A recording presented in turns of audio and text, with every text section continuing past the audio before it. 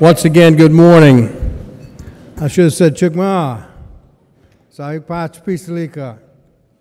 That means in my language, I'm glad to see you today. Chukmashke Shlaka. Thank you for coming, being here.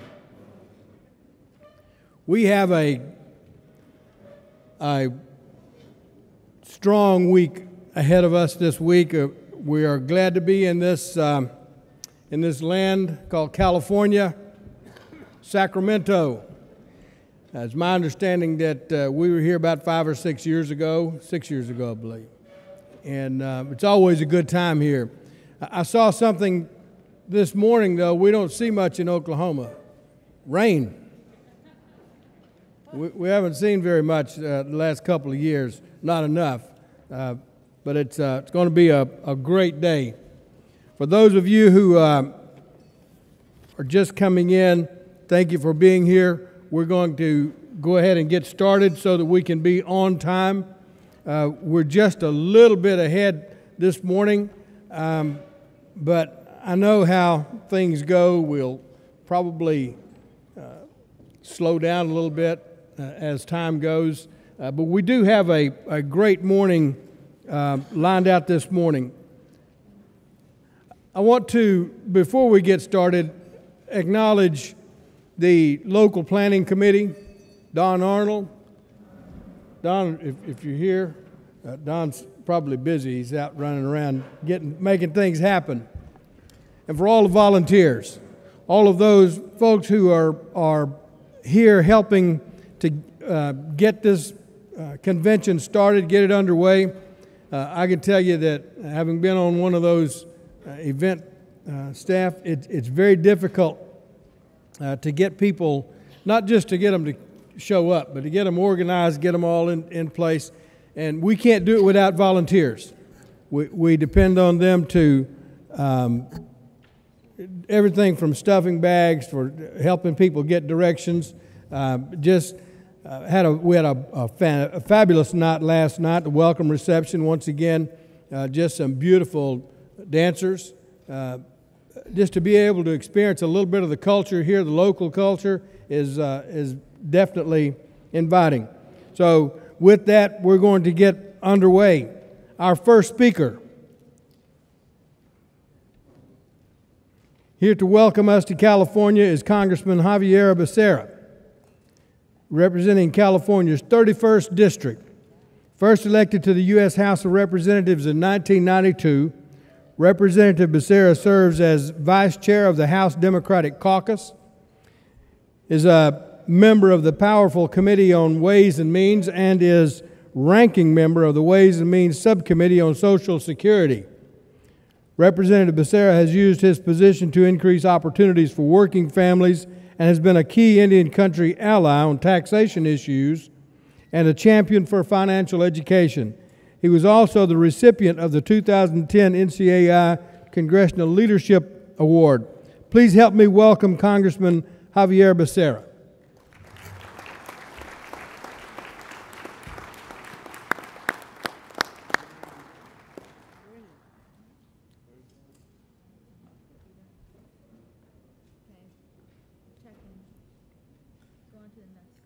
Well, maybe we'll have to come back to Congressman Javier Becerra.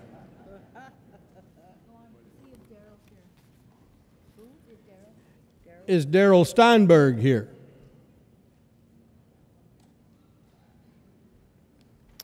Well, how about Yvonne Oberly?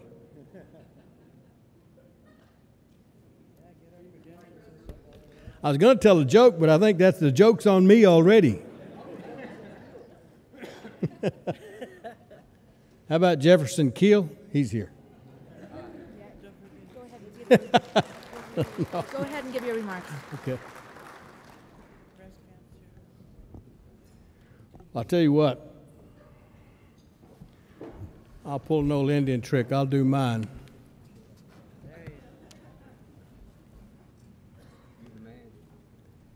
If you look at your agenda, there is a place in there for the President's report, President's remarks.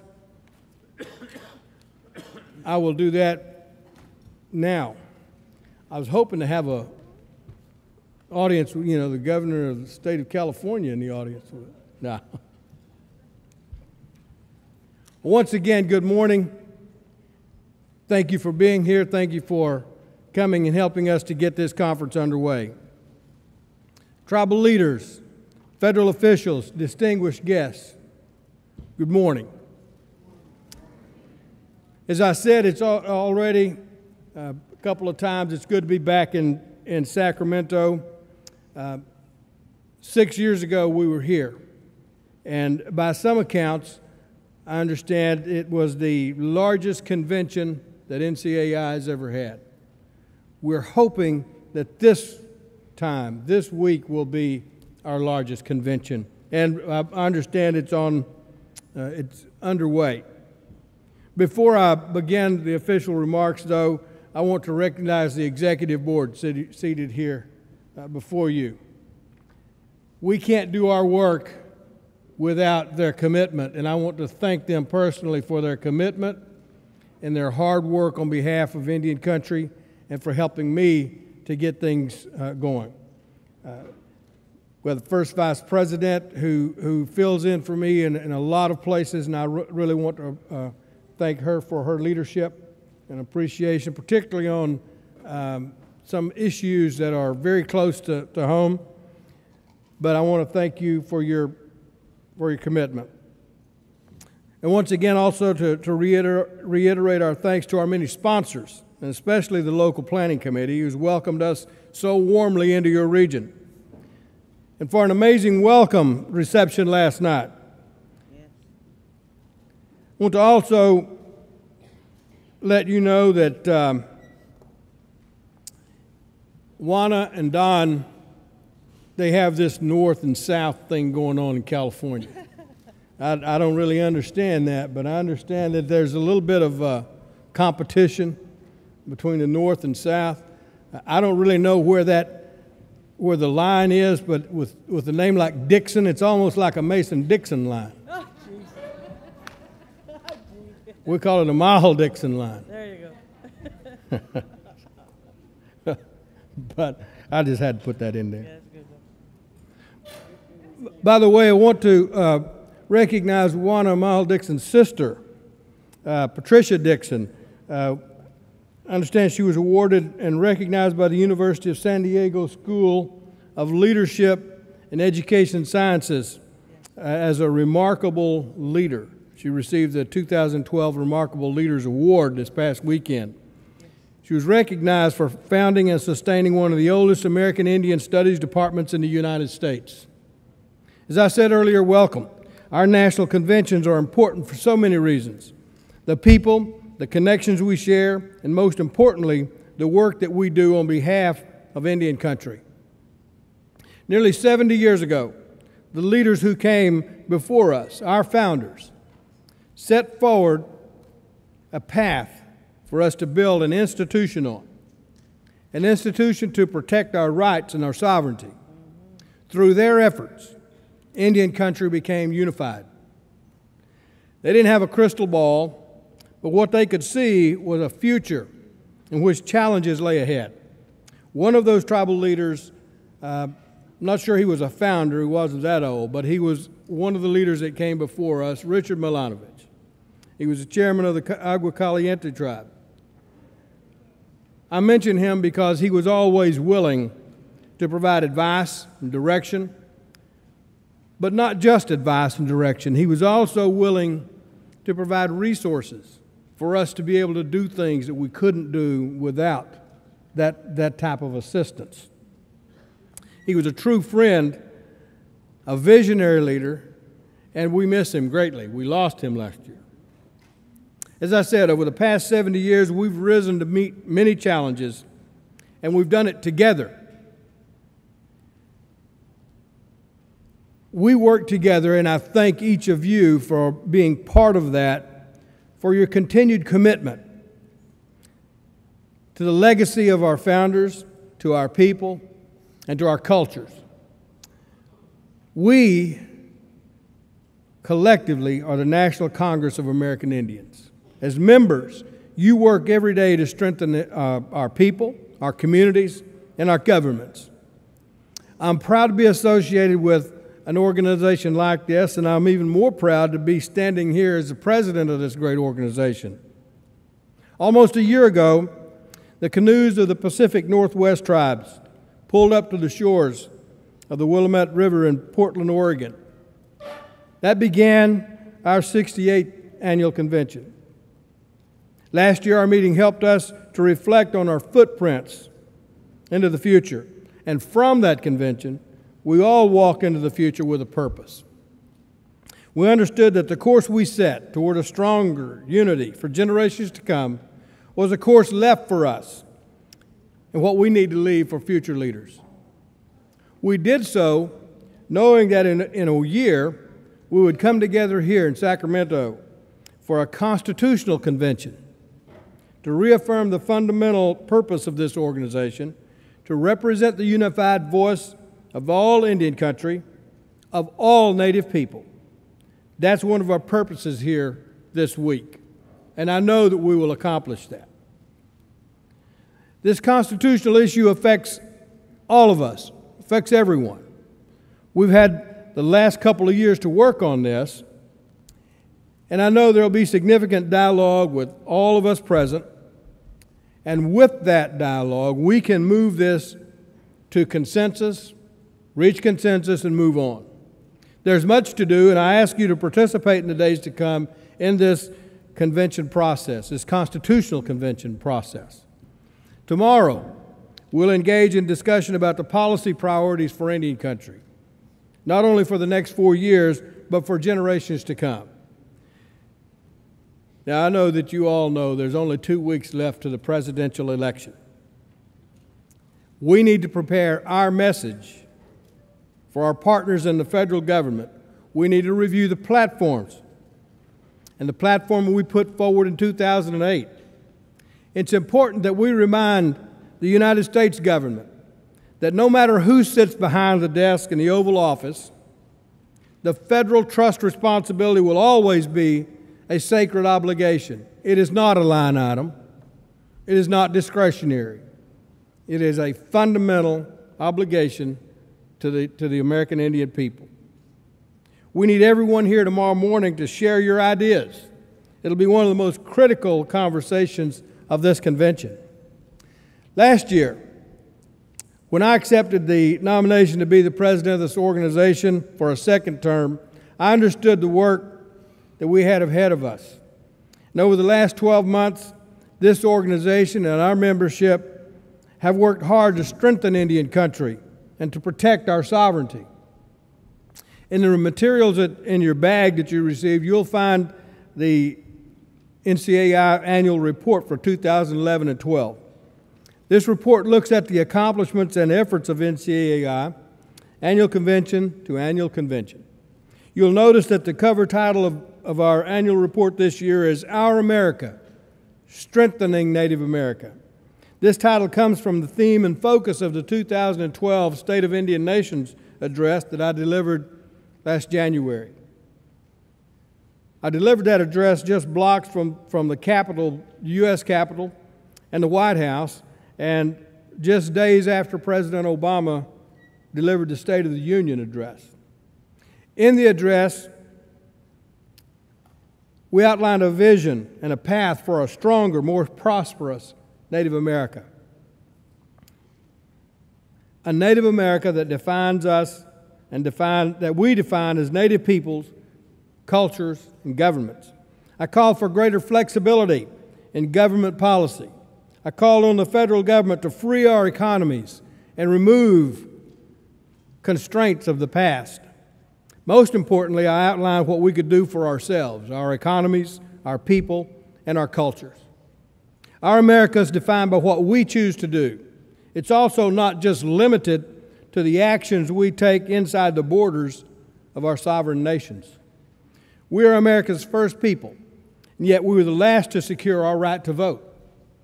And our ancestors, some of our founding members, our mothers and fathers, stood against great resistance and scrutiny to reserve that right for all Native people. Voting is one of our greatest sovereign rights. That's why the very first action I called for in the State of Indian Nations address was an action for Indian country to embrace, to turn out the largest Native vote in history. There's still 2 weeks till Election Day, so we don't know what the turnout will be, but we do know that Indian country has responded to the call in a major way. NCAI's Native vote effort has never been more prominent. Now, this hasn't been an overnight effort. Since 2008, NCAI has been ramping up our Native vote effort for 2012, and the results are showing. In June at the mid-year conference, in a national statement, I characterized Native voter engagement and voter access as nearing a civic emergency. The nation and Indian country listened. National newspapers and magazines carried our vision for closing the gap of nearly 1 million, that's 1 million, unregistered eligible Native voters. We ran a national grassroots media campaign with Indian country's leading media outlets. Native media volunteered the airwaves, the internet, and media outlets to spread the word out. Hundreds of volunteers, Native vote organizers, have printed posters and flyers, given out T-shirts, buttons, and registered voters. In September, we hosted Native Vote Action Week across the country. Over 140 events and nearly 35,000 people were reached in organizing efforts. The effort and response has been tremendous. In Wisconsin, on October 30th, and I understand the chairman's here from the United Tribe of Wisconsin. If he's here, I want to recognize him. But on October 30th, there will be a major Native vote rally in Wisconsin for the entire region, and efforts are planned around all of Indian country. People, young and old, are posting pictures to our Facebook page with their T-shirts. Voter engagement efforts are underway from Alaska to Florida, Arizona to Montana, Oklahoma to Massachusetts. NCAI's 2012 Native vote effort has become a movement, and I can tell you it's exciting. We're just getting started. The next 2 weeks until November 6th are critical for making every Native vote count and getting people to the polls. That's when it counts. People want to label Native voters. They want to put us in a corner on one side or the other. On November 6th, it doesn't matter who you vote for. It's important that we encourage Native people to vote, to protect our sovereignty, to express our sovereignty with a vote. And I want to repeat what I've said before many times. When you go to the polls, Native voters are characterized many ways. D for Democrat, R for Republican. But I want you to remind you that I is for Indian.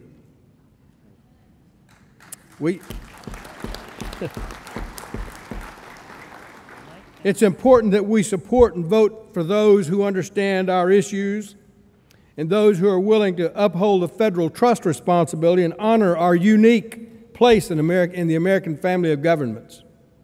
This week, we ask you to get in on the action. We've set up a call center in the marketplace so you can pick up the phone, call your friends, neighbors, or even your kids. You probably need to check on them anyway. And get them the information they need to make the Native vote count. Today, NCAI is releasing a new analysis of the impact of voter ID laws in Indian country and Native voters. The report's called Voter IDs and the Native Vote, States of Concern. The states are Alaska, Florida, Michigan, Minnesota, South Dakota, and Wisconsin. Now, we have 18 focus states for Native vote this year. We know there are issues in states like Montana, Arizona, New Mexico, and beyond with barriers to voting, and we're working on that. But the 6 states I mentioned are states of concern. They're at the front end of an effort to make it harder for Native voters to vote in years to come by creating more strict voter identification laws. Indian country needs to be aware of this, but not only aware, we need to be concerned. Tribes need to prepare citizens with tribal ID cards, and you should be at the table to include tribes in the conversation about these laws. Native vote is just one of the items we've been working on, but it's so important for what we do every day. Our advocacy work to strengthen Native America depends on our partners in the federal government, Democrat and Republican, and even those independents. In June at the mid-year, I told you about the Hearth Act, how it just passed the House of Representatives by a vote of 400 to 0, and needed key votes in the Senate to pass as a law. By July, I was honored to be present at the Oval Office with President Obama, watching him sign the act into law. This act did just what we call for in the state of Indian Nations. It created more flexibility in leasing for economic development. It gives tribes greater control over leasing tribal lands. It advances tribal sovereignty and promotes economic development. What started with an NCAI resolution in 2009 became a legislative priority. That legislative priority passed unanimously in the Republican House, was voted on and passed in the Senate, and went to the desk of the President for signature. And now it's up to tribes to take this new capacity and capability and move forward with it. There are many pieces of legislation that still await this fate. Indian countries are relying on us to push their vote, their voices for passage. The comprehensive version of the Violence Against Women Act that will protect Native women from violence and abuse sits unmoved. After November 6th, we hope that'll change. In September, during our Tribal Unity Impact Week, the House passed FEMA reauthorization, which included amendments to the Stafford Act, recognizing a tribe's co-equal sovereign status to request directly from the President federal emergency relief. This bill sits waiting for the Senate to pass it. After November 6th, that'll change. In June, the Supreme Court upheld the Affordable Care Act, including the permanent reauthorization of the Indian Health Care Improvement Act. And finally, the legislative effort for a fix to the Carcieri Supreme Court decision remains unresolved. We hope that after November 6th, that will change. We can't just hope. It's up to us to make sure that it does pass, and we will do everything we can to move that forward. There are many unknowns that will come with Election Day, but no matter what happens on November 6th, we will remain tribal nations. We will remain sovereign nations, and we'll all continue to rely on our unity to carry us forward. This is our America. Our America is a place where we strengthen tribal nations, and as a result, we rise to meet economic challenges.